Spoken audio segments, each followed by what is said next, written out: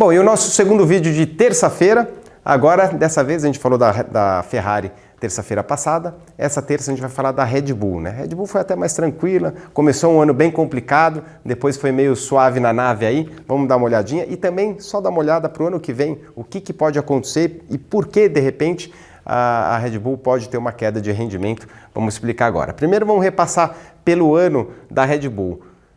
Primeiro a gente tem que falar do Verstappen, que ele praticamente não errou, né, durante o ano. A gente falou um pouco do Leclerc, se a gente pegar todos os pilotos, aí cada um deu uma vaciladinha em algum momento. O Leclerc, quando errou, ele, né, quando rodou, ele saiu e voltou a vencer a corrida. Toda vez que ele tinha algum tipo de problema, ele se auto-recuperava e isso acabava não né, prejudicando os resultados dele. Então, o começo do ano foi muito ruim, eles tinham um problema de combustível.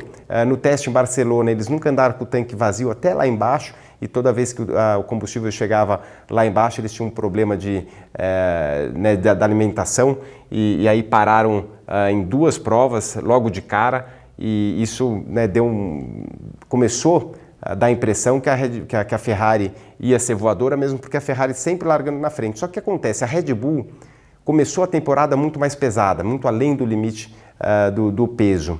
Então eles tinham um trabalho grande a fazer para tirar peso. Só que a grande diferença é o seguinte: para você tirar peso é difícil de um lado, mas é fácil do outro, porque não requer muito desenvolvimento, né? Quando você precisa melhorar um carro na aerodinâmica, é túnel de vento, é refazer toda a parte aerodinâmica do carro, mas no peso não, você só foca nas peças para tentar tirar o peso, acreditando que aquele carro era bom, que foi justamente o que aconteceu com eles.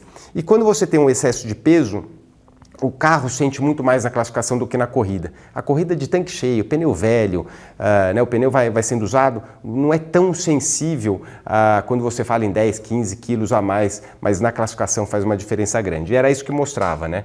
Sempre uma Ferrari na frente na classificação e a Red Bull saindo atrás. Na corrida era um carro tão bom quanto. Então, o problema na primeira e na terceira prova, depois veio uma sequência de vitórias, né? Itália, Estados Unidos, Espanha, quando não venceu o Verstappen, que largou para trás, que foi onde até deu aquele BOzinho que a gente ficou sabendo depois, né, em Mônaco, com o Pérez, onde ele falou que o Pérez acabou batendo na classificação para prejudicar a volta dele. Enfim, isso nunca foi muito provado, mas foi né, onde estressou o momento entre Verstappen e Pérez. Depois ele seguiu numa sequência de vitórias, chegou na Grã-Bretanha, ele teve um problema de assoalho, que ele pegou uma peça de um piloto na frente, acabou danificando, quer dizer, era uma prova também para ele pontuar no mínimo ali um pódio, um primeiro, um segundo, foi onde ele teve mais um BOzinho durante o ano. Depois a Austrália, uma sequência de vitórias, né, da França, Hungria, Bélgica, até o GP da Itália, e depois um problema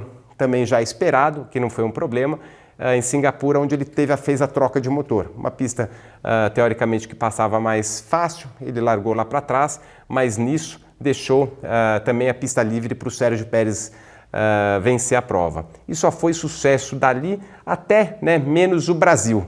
O Brasil que deu um BOzinho, ele voltou a bater com o Hamilton, os dois se estranharam ali na segunda perna do S do Senna, até meio parecido com o que aconteceu com o Rubinho na decisão da Stock Car, mas ali no caso eram 3 pilotos. E, enfim, uma temporada brilhante, né, do Max Verstappen, terminou com 15 vitórias durante o ano, mais 2 do Pérez, quer dizer, 17 das 23 provas foram vencidas pela Red Bull, então um ano que realmente ficou marcado para a história deles. Agora, o que será que vai acontecer para o ano seguinte, né? Vamos falar primeiro de 2 assuntos que talvez não foram tão legais, né? Tanto um da própria Red Bull e o outro do Verstappen. Da Red Bull por ter passado o teto orçamentário. Isso deu uma briga danada, eles falaram que não entenderam o regulamento muito bem, aonde podia gastar ou não, e acabaram tendo uma multa e uma diminuição no tempo de desenvolvimento para o ano que vem, que a gente vai falar já já. E o outro lado negativo que eu achei, que foi talvez o único lugar que o Verstappen errou, de fato, foi no GP do Brasil, onde o Pérez pediu para trocar a posição com ele. Era um 4º lugar, não valia absolutamente nada, o Pérez lutando para ser vice-campeão, e ele deu ali uma peitada na equipe, não foi nem muito para o Pérez, meio que dizendo ali quem manda é ele, mas logo depois, na corrida seguinte, ele se redimiu, que ele percebeu provavelmente que nos bastidores quem manda mesmo é a equipe. Mas para o ano seguinte, a história muda um pouco para a Red Bull. Eles têm hoje, vamos voltar um pouco atrás, né? A Fórmula 1 lá atrás era livre os testes. Então o que as equipes faziam? Tinha uma equipe de teste, o piloto correndo de um lado e uma equipe na segunda, terça-feira, já tinha ou o piloto de teste ou o piloto principal voava para aquela pista e estavam testando ali. Por uma questão de preços, a Fórmula 1 proibiu isso.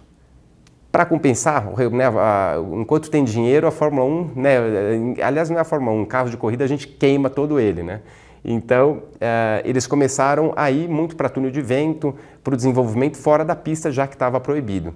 Só que também chegou um ponto de vista, um ponto que ficou insano o negócio, né? Era túnel de vento todos os dias, o CFD, que é todo o computador, que às vezes, né, você pode achar, pô, mas o CFD é um computador, como é que você vai proibir? É um trambolho enorme, um computador desse para ligar só demora horas, eles são todos linkados, quer dizer, as equipes, todo mundo, né, consegue saber quando esse computador é ligado, que é um programa muito pesado, então eles têm um acordo que também limitaram a hora tanto do túnel de vento como do simulador. E o que a Fórmula 1 vem fazendo, né, nesses últimos anos que foi vendida é dar mais chance para as equipes lá de trás.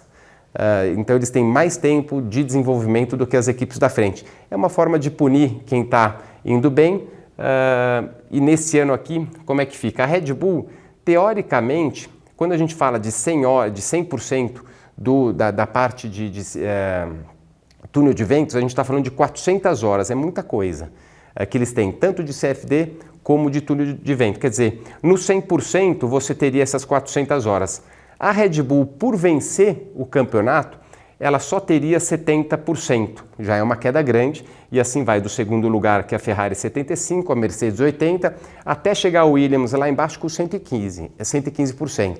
Quer dizer, você vai dando mais tempo de desenvolvimento para as equipes lá de trás.